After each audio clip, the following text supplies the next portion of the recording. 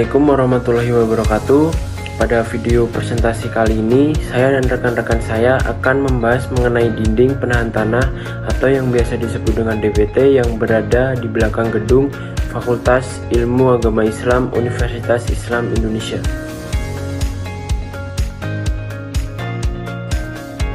Jadi, dinding penahan tanah atau yang biasa disebut dengan DPT itu adalah struktur yang dibangun untuk menahan tekanan tanah dan mencegah terjadinya longsor atau erosi, khususnya pada daerah dengan kemiringan tinggi atau dekat saluran air. DPT juga membantu menjaga kestabilan lereng dan memperpanjang umur infrastruktur di sekitarnya. Selanjutnya adalah fungsi dinding penahan tanah pada lokasi yang kami survei. Untuk lokasi ini, dinding penahan tanah berfungsi untuk menahan tebing yang berbatasan langsung dengan saluran air. Ini sangat penting karena lokasi ini sangat berpotensi mengalami erosi saat hujan deras serta longsor kecil akibat tekanan tanah jenuh air. Selain itu juga, dinding penahan tanah ini juga berperan penting dalam mitigasi bencana dengan mengarahkan aliran air agar tidak merusak struktur bangunan maupun jalan yang di atasnya. Selanjutnya, poin C.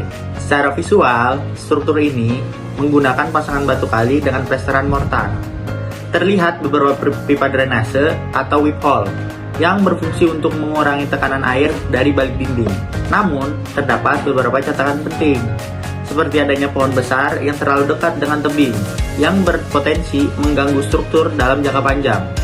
Selain itu, tidak tampak sistem vegetasi pelindung atau penutup tanah yang optimal. Selanjutnya, poin D. Dinding penahan tanah yang kami survei ini menahan beberapa jenis beban. Pertama, beban tanah timbunan, yang merupakan tanah aktif dari lereng yang terus-menerus mendorong ke arah struktur.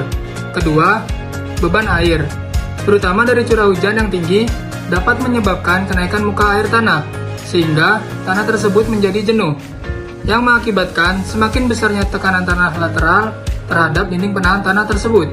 Ketiga, beban hidup, seperti aktivitas manusia, karena tidak jauh dari dinding penahan tanah tersebut terdapat parkiran motor. Dan keempat, beban akar pohon, yang bisa merusak struktur secara perlahan jika tidak dikendalikan. Dan selanjutnya poin E, secara geoteknik, analisis dinding penahan tanah mencakup beberapa hal penting.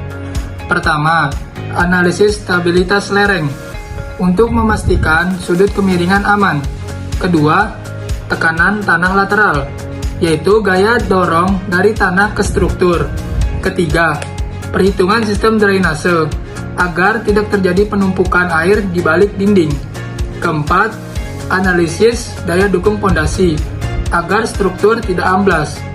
Dan kelima, perhitungan faktor keamanan atau safety factor, biasanya minimal 1,5 untuk kondisi stabil.